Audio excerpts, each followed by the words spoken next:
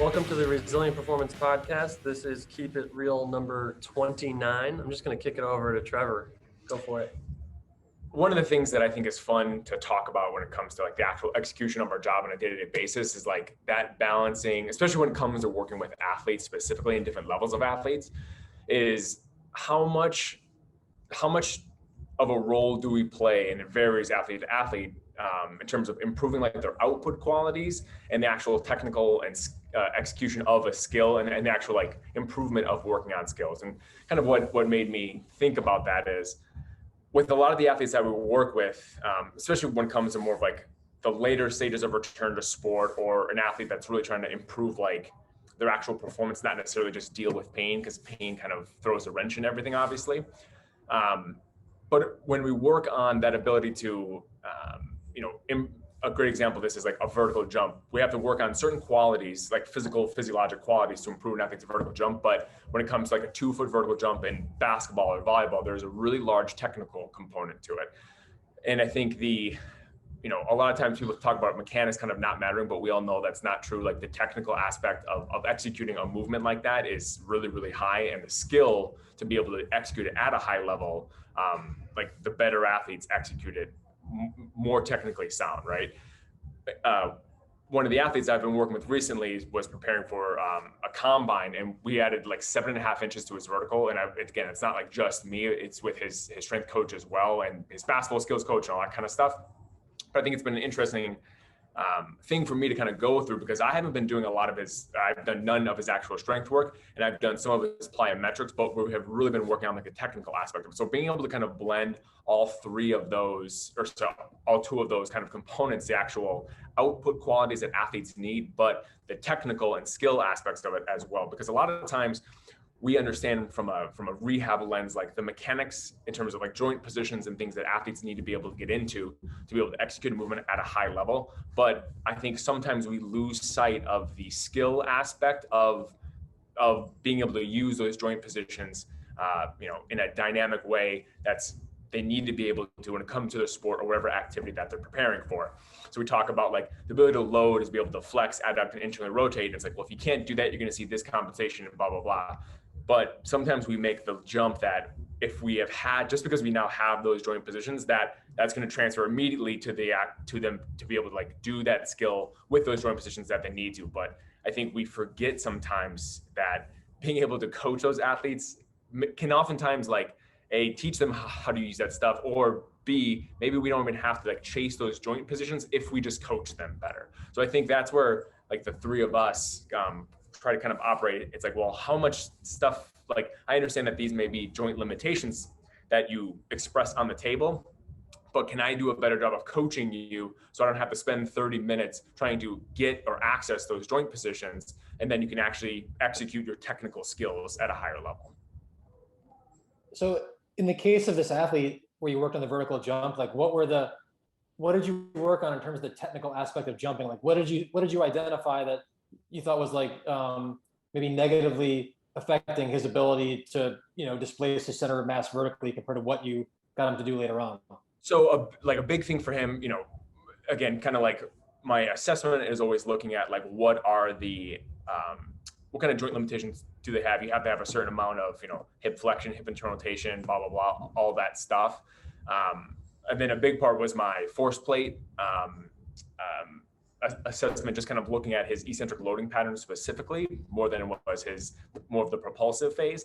But then when it actually executing, like testing him on a vertimat or a vertec, looking at like his timing and his approach into the jump and basically the positions that he's able to hit. So when we think about a max vertical jump, whether it's 2 foot or 1 foot, it's all about being able to transition your horizontal momentum vertically. So you have to be able to provide a braking force that doesn't like stop momentum, but that redirects momentum vertically. So we're just trying to change the vector, right?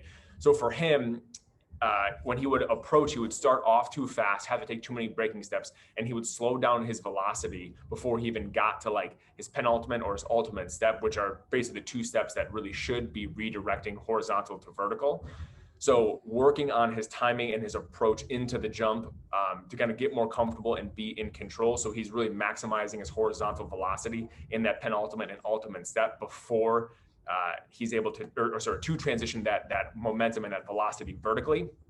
But then looking at the joint positions that he's getting to. So when you watch a really good 2-foot jumper, they almost like their ultimate steps, so that very final foot. So if you're a right-left jumper, it's that left plant leg at the very end. That left plant leg almost goes like perpendicular to the direction of travel to basically push them vertical. So it provides a really good braking force at a really good shin angle that allows them to be able to have a really stiff, long ultimate step to be able to not necessarily a dampened force, but to be able to kind of cause that spring-like loading up all the elastic qualities of the hip and of the knee and of the ankle to be able to transition them vertically. So kind of breaking down the step-by-step approach of the different aspects and the technical skills required in the jump, the kind of like, how are you starting, how are you finishing, and then how are you ultimately transitioning that horizontal to vertical. Like for a vertical jump, that's, in my opinion, kind of the most important thing, being able to maximize that horizontal velocity in those last couple steps before you transition it. So those were some of the things that we really looked at. And then from his strength coach, more working on the actual, like ballistic type of activities where you're really trying to improve force output more than anything else. And then you also worked a lot on his, because he's going to a combine, you worked a lot on his 5-10-5. Yeah. And that also improved. And I know I think you did a social media post about kind of like what you saw pre and post, or what you worked on. Yeah. What was that change that you made with him for everybody who hasn't seen it? Well, so combine tests I would say are easier than Right. sport, because all you have to do is beat the test. It's like study for the test, practice the test, break down the test and components, and can kind of practice each one of those pieces. So when it comes like the 5-10-5, and for the combine he's going to, it's not a full 5-10-5 in basketball. It's like 16 feet total is like the width of the lane. So it's like, 4 yards and 4 yards, 8 yards, 4 yards. So it's a little bit shorter, but it's getting him to be able to close off his hip as he makes each one of those cuts. And again, getting his foot perpendicular to the direction of travel. So like that line that you're supposed to touch with your foot, like I want the foot perpendicular to that line, because that's going to basically stop his knee from gliding anteriorly as his foot hits the ground, and is going to allow him to absorb force again with his hip, knee, and ankle. So distributing stress across all three joints. And it's going to allow him to stay on the kind of that same line back and forth quicker, rather than when you see athletes hit one of those turns and then kind of come off a little bit rounded. If you always look at their foot's always turned out, because you're going to go basically 90 degrees from the direction that your foot is pointing. So parallel to the line. Right, okay. So I want the foot parallel to the line, because then you will typically go perpendicular from that foot plant. So looking at that, and then because it's a rotational cut versus kind of like a lateral cut. So his chest is actually turning and changing direction. So that is a little bit, not a little bit, it is definitely a harder cut to be able to execute technically, because now you're dealing with more transverse plane forces that you have to be able to control and then redirect. So working on him with kind of this like rotational box cut, where he's starting one way, and that's just the social media post that Greg's talking about, where he's facing one direction of the box, comes over, turns 90 degrees, and then kind of shuffles back across. So now we're getting him to kind of control more rotational forces as he's having to redirect the momentum. But because he's only taking basically one step with it, the velocity is lower, the momentum is lower, but still allowing to emphasize his use of the outside leg to redirect his center of mass the opposite way. So again, I think the combine tests are cool because you can break down everything into just the components of each individual test, which is what we did preparing for this combine. So just that's so much different than like the sporting aspect of it. And that's kind of the discussion that started this, is like when I work with athletes in the later stages of return to sport, like I want them to be able to execute some of the more tactical type of skills that they have to be able to do in sport, not like I'm teaching them how to catch a football or anything like that, right? But there's this kind of this like offensive and defensive agility, or attacking and kind of retreating agility, and putting them in situations where they're executing some of the movement skills that we've been working on the whole time, like a hip turn or a lateral run or a back pedal, and the different transitions between all of those skills is I think important. And that's where I think a part of the rehab process can kind of be missed sometimes, just because we don't end up trying to put the components back into the total skill, and not just like the actual movement skill, but some of the more context that it's actually performed in.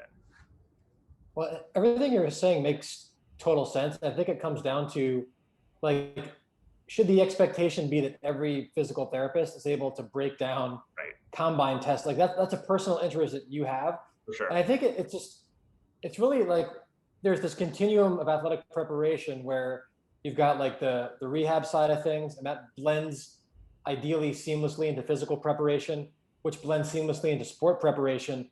And, you know, to a large degree, movement and biomechanics are the foundation of all of those disciplines on the spectrum, because even a sport skill, like you're using movement principles to execute a sport skill in an efficient way. And that's what you're doing with, you know, when you're analyzing a vertical jump or a change of direction test for the combine. So I think that like actually the relationship the three of us have is kind of a good microcosm for big picture, how to look at this stuff, because ultimately you have to have the self-awareness of like, here's what the athlete needs to be able to do. And am I the best person to be able to have them develop that skill? So like if you weren't as well versed in some of this change of direction, agility, and speed concepts as you are, and you were trying to do that preparation with an athlete, you'd be setting that athlete up for failure because you're not the person that should be doing it if you really don't know. So I think, you know, like no matter what, there's always going to be like a controversial line between when does physical preparation and rehab become like sport skill and technical tactical training. And I was actually talking to a friend of mine who's a PT, a physio, a week or two ago, and he was like sending me these videos of an athlete that he's working with who's a receiver, and he's like, you know, what would you do with this athlete? And I was kind of like, well, without any context, it's hard for me to be critical because, for example, like a receiver, when they do a certain kind of route, it's not necessarily about getting from point A to point B the most efficient way, because when you're a receiver, a lot of it is about deception. And you might like, let's say, you know, run like 5 to 10 yards linearly, and then you want to have options from there. So maybe you want to like create some deception so you can keep going more horizontally so you can get downfield. Maybe you want to like be able to change direction. But if you said, okay, like I want this athlete to go 5-10 yards and then make like a lateral cut and go, you know, 5 to 10 yards to the right or to the left, like the most effective way to execute that strategy from like in a sports context isn't necessarily how you would execute it most efficiently if you were saying just run from point A to point B, because maybe you're trying to create deception. Maybe you're running an option route where like you don't really know what you're going to do until the defender bites a certain way. So that's why you can't just take these principles of movement and biomechanics and say what's like the most efficient from a point A to point B standpoint, because you have to look at it with regard to the overall context of the game. And that's why like if you are like a physio or even a strength coach and you're like working on route running with a receiver, I'm not saying you shouldn't do it, but you better be really sure that you know what you're talking about, because maybe something that like you're saying, oh, like this sport coach is an idiot, like why are they doing this? Like maybe they're doing it for a good reason, and like what looks like an inefficiency might actually be a superior strategy in the context of sport. So I mean that's where a lot of this stuff comes down to communication. Like if you're a physio or a strength coach and you want to start getting into like technical skills, sport specific execution, I think you should have a conversation with the sport coach, because a lot of times like give the sport coach the benefit of the doubt. Maybe that athlete is executing the task that way for a reason. And then if you talk to the sport coach and it's violating a very like definitive principle of movement or biomechanics, and it actually doesn't make sense when you have that conversation, then maybe you could explain, well, have you thought about doing it this way? Or if that sport coach isn't amenable to it, then maybe you, depending on the relationship you have, you just do something different when the sport coach isn't looking. But you know, it's a gray area. And like I said, you better know what you're talking about if you're going to delve into that. I know like you, Trevor, like that's something you've taken an interest in. So you're very confident in your ability to analyze those skills. But I even look at like the relationship the three of us have. And I think while we all feel comfortable working with any kind of athlete, if I had like a professional baseball player, a pitcher who just like, they wanted to work with the best possible person to prepare them for their sport, I would have them work with Greg. Like I feel comfortable relative to other physical therapists working with that person. I think I do a pretty good job. But if I work with somebody in my immediate circle who's better than me at working with that kind of athlete, why would I not refer out? If I had somebody that like an NBA player where their like livelihood is based on getting like a couple of percentage points better in a combine, and that's going to improve their draft status, I would send them to you, Trevor. And I think like if you guys had like somebody who was trying out for like a military special operations selection course, you'd send them to me, even though we'd all feel comfortable working with all those people. Like we know people in our immediate network that are better at it. So and we're lucky that we have that internally. But then if you take that even more at scale, it's like, well, maybe there's somebody from a different profession who's going to be better than you at it. Maybe it is a sport coach. So I think that's where it comes down to like having a network and having some self-awareness and like being honest about like what you're really good at and what you're not. Because I think that in an ideal world, like a physical therapist would be able to really like do all these things from point of injury to like, hey, you're ready for training camp, but it's hard to be really good at all those things. And if you try to do something you're not good at, then you're actually not only you maybe not making somebody better, you're making them worse. So it's that self-awareness piece and communication is really important there.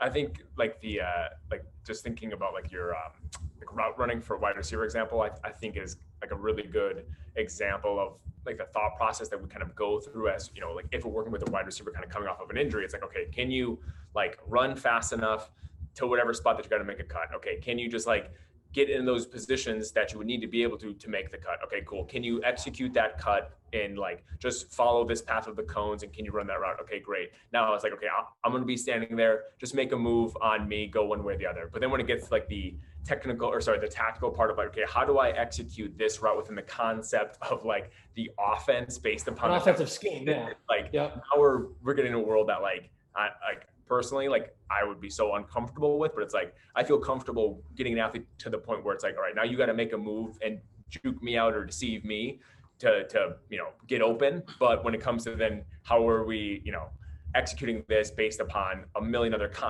like pieces of the play in the situation, like, well, what coverage are they in? What's the safety doing? What's the corner doing? Now I see this linebacker, do I go here? It's like, I think when you see people that almost try to like move it in that part of it, that's not like this coach or the team coach. Okay, now I would say we've kind of gone too far. So it's like our job to make sure that they have the requisites from, they can run fast enough, they can get into the joint positions, and they've at least done it in kind of a closed path drill. Okay, if they've done that, I think we've done like 90% of what we really should be able to do.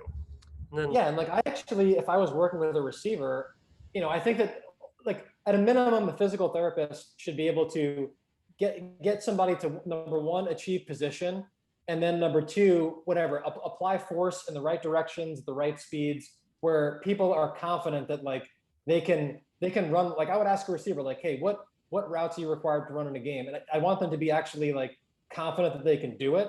But I don't even know if my training, even at the end stage of rehab, would I have them like running every route they run in a game, because they're already like so good at that. Like I would actually prefer, in a lot of ways, like route running is like kind of predictable.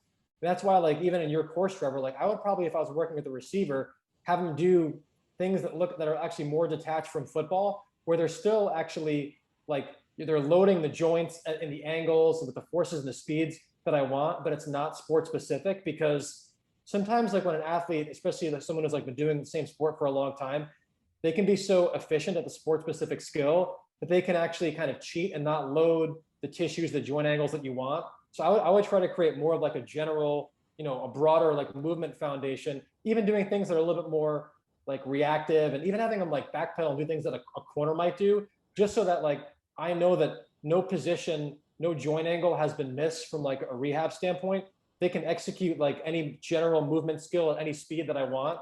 And now I know like if they have the right sport coaching and technical coaching, they're going to be fine. But like I don't know if our job is to like be receivers coaches, because you can't be great at everything. And once you start doing that, like I said, you better be like really sure that you're going to do it well. Otherwise, you might be undermining a sport coach who's like far superior at something than you are.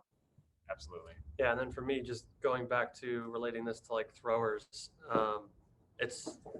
I think it's almost like harder, because every single person has like their own skill. Like you're not trying to get 10 different pitchers to deliver the ball exactly the same way. So they all have like a little bit of nuance to their delivery. However, like receivers have to hit the same angles on the field. And then for me, it's like, yeah, same idea. Like you want to get all the joints to access the positions they need to. And then any sort of work that I do, or any sort of work that we really do with anybody, is always lower intensity. It's more rehearsed than it would be in a real game situation. So I'm having a pitcher do some sort of like plyometric exercise, I sort of want to see certain things happen in their body.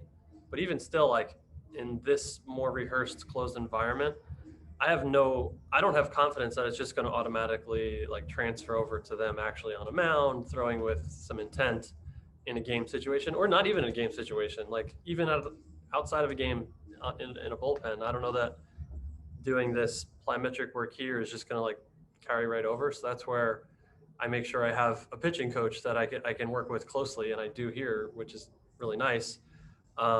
Or not in the gym, but he's close by, and I can always learn from him and see what he's looking for, and he'll send me videos of his kids because they are all very different and they have different deliveries and different roles on their team. This guy's a reliever, so he's not going to do certain things. So it's okay if this happens with his body.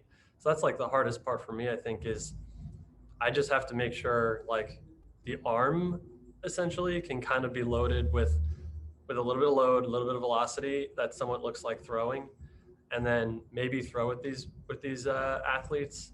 But then otherwise, it's like I require a competent skill coach for these throwers. And there's often times where I have a kid come in and he doesn't really necessarily need me. He just kind of needs a skill coach, but I'm kind of like his entry point where the medical field almost has to like force these kids to stop doing something. Yeah. Which is unfortunate. It should just be more common sense. Like, oh, like you kind of have to just seek some help. But I might be the entry point to them getting to a coach that I like, where I'm going to start doing some sort of drill work with a real baseball, having a catch with me. And that's like the start of their process to make their skill better. But even that, like I'm not the end for them, and they need to go see somebody else at some point. Yeah, that's the gray area that's tricky, because like you're not advertising to be a pitching coach, but I think because you work with a lot of throwers, it would be irresponsible of you to work with a thrower and not like watch them throw, right? I work with a lot of runners. Like it would be irresponsible of me to not watch somebody run, and I don't always change how people run, but I at least want to get a baseline of what do you look like, because maybe it is a skill issue. But like for you, Greg, what do you do because not everybody has a good pitching coach, not everybody has a good sport or technical coach. Some people have coaches that actually tell them the wrong stuff.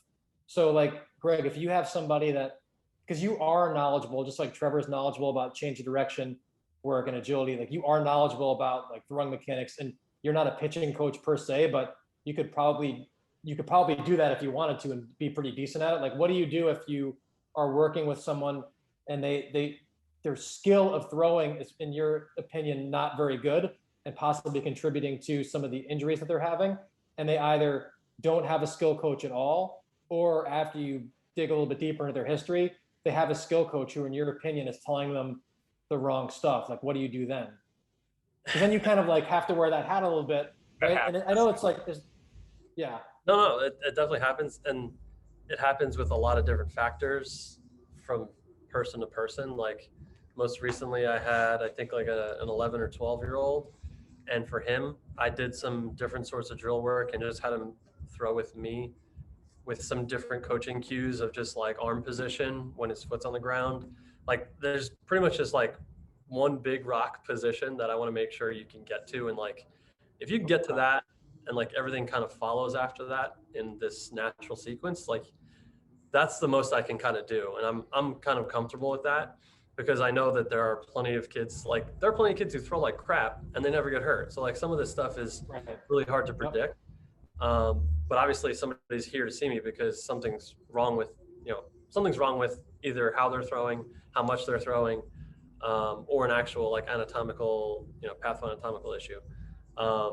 So for that kid, 11, 12-year-old kid, I kind of, and the dad's here and the kid's on a club team and plays a million games a week. Like I kind of have to go with that. And he's got multiple coaches that he's working with, whether it's the dad or the one or two coaches that are supervising his team. Like I don't know that I can come. I know that I'm not going to get them to go to another coach. I can present it as, these are some throwing things that I need you to change right now. And usually they even notice in the moment, like, oh yeah, it feels better. Okay. Okay, good. And sometimes it's not even like, sometimes it's the mechanical fix is actually just mental, because they've been taught, like you said, they've been told like, oh, I need to like rip my front arm back, my glove side arm. I need to like rip that back as hard as I can, and that just messes up their timing. So then I just get in their heads is like, what are you thinking, and change that stuff. So it could be as simple as that with someone, where I can do a quick coaching thing like that, and then if I'm not really feeling like, it's a really soft, like subjective situation per kid. And like for that kid, I'm probably not going to recommend you go see this pitching coach, because the kid just needs to learn how to have a catch. Then I've had another kid who was like a 17-year-old high school kid. And a lot of the things he was telling me that he was doing weekly over the span of his entire off season to get ready for the season, everything he was doing in season, I didn't really like much of it at all. In terms of like his strength work, his skill work, like load management, I didn't really like much of it at all. I pretty much just made him improve or feel better in his shoulder by removing some things and telling him just like, just take this out and do less of that. And then things just started to improve for him. So it could be that simple. And then a lot of these kids in this area, they all actually kind of like know of the pitching coach that I often refer to. But for whatever reason, like they can't get to that coach's, they can't access that coach, whether it's because there's some sort of loyalty to a certain coach they're already with that they've had since they were 10, or proximity to a certain location. So generally speaking, it's always a conversation with those kids where it's like, ideally, I'd have you do this. I'd have you do your strength conditioning work here. I'd have you work with this pitching coach. And then we would do some of this soft tissue and like, more like the joint position type stuff that you need. That would be the ideal sort of recipe for me. And then it's like, what can we do that is as close to that as possible? And sometimes, like for that 17-year-old kid, as an example, like he can't access any of us. So for him, it's like, I have to be okay with, all right, get your arm in this position, stop doing this skill work, or do less of this, and good luck. And I'll be here, and let me know if you have any questions. And then I can also try and connect with who they're working with. And oftentimes they also work with people who are competent. Then there's just some sort of miscommunication between their individual skill coach and their team's manager or coach. And then the strength conditioning piece, like those things don't all blend together. So I don't even know if I answered your question completely, but no, I think that's good. It's like, there's like, it's really hard. They're kind of like three components. And I would say you did a good job of describing what those were. And I think that's what we've kind of talked about the whole time. It's like, there's like the kind of more joint position. Can you access these ranges of motion that you need to be able to execute the skills that you do? Like, and then do you actually execute those skills at a level that is good? So it's like with like the pitchers, it's like, okay, if you don't have good layback, okay, no, well, I don't care about if you have the best pitching coach in the world, like we got to improve that. Okay, you have that like on the table, you look good in terms of all the things that we look for. Okay, you got to go work with a pitching coach. You work with a pitching coach. Yeah, and like even before that, like the most I say I get to is like, okay, you have layback, now let's go see you use it. And then when you throw, sometimes you just suck at throwing. So like, great, we got your layback, but you still might not use it. So then I'm going into that gray area of skill coaching, giving them a drill to see if they can actually use it. And then it's like, and you should also go to this pitching coach. Right. And it's like that third part is like the like load management, for lack of a better term, of like, yeah, if you move well, if you have a good skills coach, you're executing skills well, but you feel like shit just because you're doing way too much stuff, or you're doing like weight room stuff that's provocative to whatever joint that's an issue for you. It's like those kind of three pieces that we're always trying to manage. And like you said, Greg, it's like part of it's doing a really good job of interviewing and evaluating like the person that we're working with, of like, okay, what's their specific situation? What's their context for all of these three pieces? And how can we give them what they need based upon their own limitations, whether it's financial or time or whatever. It's like, those are the kind of pieces that we're trying to manage. And then also just knowing like, all right, like how much of like the pitcher thing, I think is a good example. Like this 11-year-old doesn't need a super high level throwing coach right now. No. you doing what you do is way more than enough to get this kid what he needs. So that's knowing your limitations and knowing what the kid in front of you actually needs. And I think that's that's the art of what we do. And that's the craziest part about that kid's situation is like, get him to throw in the cage and he's feeling better like week to week. And then it's like, I release the hounds and I'm like, okay, go play a game this weekend in the outfield. And he comes back and he played 5 games in the outfield. And it's like, what am I supposed to do? Like, of course you don't feel well. Like the whole like load management piece of it was just thrown out the window. So no matter what I do with you, it's not going to help. That's the hardest part. That is the hard part. Because a lot of these kids are they're being treated like they're professional athletes and like their body's ready to be playing like they're a professional athlete. And even professional athletes don't play as much as these kids do. So I don't even know what to say sometimes. I had a interesting conversation with somebody last week with a parent of one of my high school athletes who was saying like their coach won't let them practice unless they can do everything. Everything. Just had that conversation today. It's like that's the worst idea that like then this kid will never really truly get back to sports. Like if you can't go and start with like just indie and then just doing some small sided games and then scrimmaging like a little bit and only doing half of a scrimmage, like there's a much more appropriate progression that athletes can do to get back to sports safely and much more confidently than just being like, until you like, once you step foot on the field, you're doing everything that your teammates are doing. It's like, that's just inappropriate for the athletes. And that's the stuff that I think ends up getting athletes hurt. And that's a whole nother kind of conversation I think we can have, but that's a big piece that like kind of that bothers me. It's like, well, my coach said I can't play until I can do everything. And I'm like, well, then that's 6 weeks from now, or maybe it's not like who knows, but it just LeBron gets hurt. Is he just going to go from like the table to playing in a live NBA game? No, he's going to go do a bunch of stuff for a while before he plays in a real NBA game.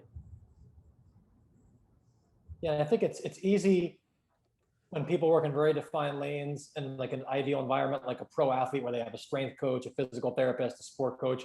But like most people that we're working with aren't going to have that. And so you have to be kind of a generalist, so like with Greg, there's some people, not everybody like just like you said has access to a pitching coach for a variety of reasons. I don't even know if it's desirable for every 12-year-old who plays little league to like have a pitching coach, right?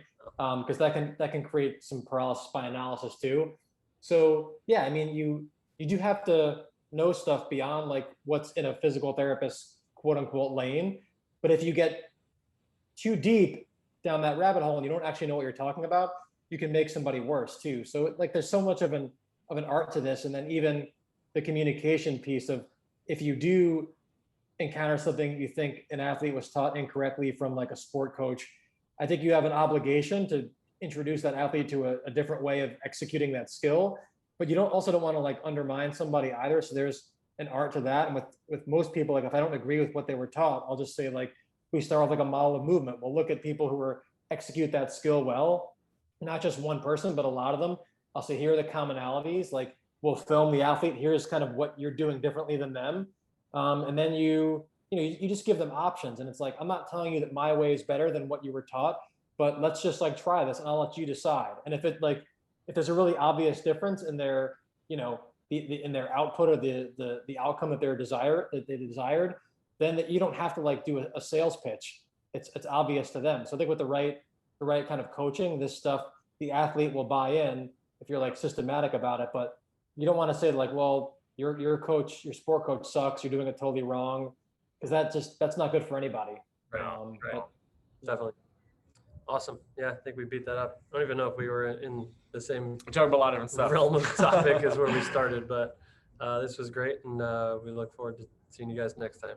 Thanks, everybody. Thank you for listening to the Resilient Performance Podcast.